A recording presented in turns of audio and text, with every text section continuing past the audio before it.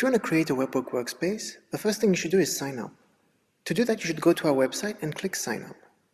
From here, you can go ahead and fill out the information. Once you're done, you can go ahead and press sign up.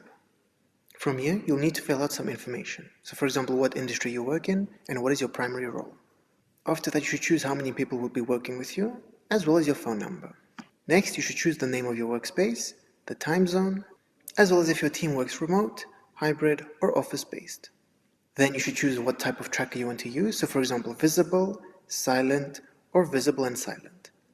I'll go ahead and select silent and press next. Next, you should choose how you would like to handle your payroll and payments. I'll just choose I'll handle it myself and press next.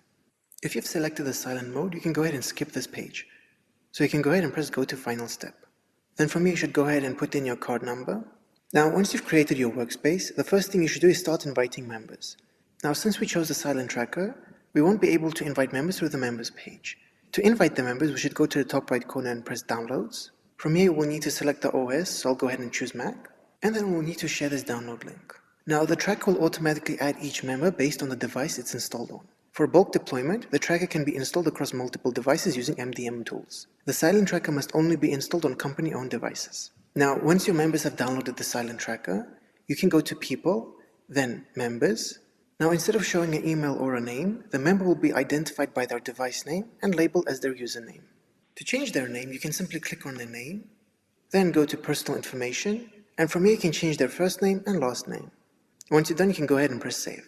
Once you've invited the members, you need to create projects so they can track time on. To do that, you should go down to Projects, then Projects, and then from here I can go ahead and press Create Project. From here I can name the project, choose if it's buildable or not, set a start and end date, a time estimate, a budget estimate, and any project notes.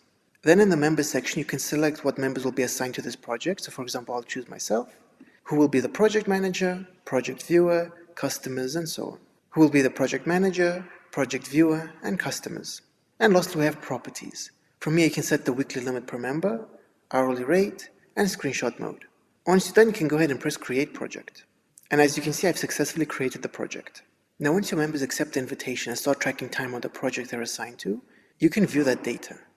To do that, you should go to Reports, and here in the Reports section, you'll be able to find all the information about the tracked time. You'll be able to find data such as tracked hours, timeline, activity level, apps and websites, and so on. Now, if you want to adjust what features are available in the workspace, you can do that by going to the Settings, then go down to Features, and then from here you can select what settings will be available in your workspace. So for example, if I do not want screenshots in my workspace, I can go ahead and disable it and press Save Changes. And as you can see, I do not have screenshots here. There are a lot of different settings that you can customize to your liking. Once you're done customizing your workspace, your members are ready to track time. Now, if you want to change what tracker is used in your workspace, you can do that by going to the Settings, then go down to Tracking, and then from here you can choose what tracker mode is used in your workspace. Currently it's set to silent mode. I can go ahead and choose a visible mode as well.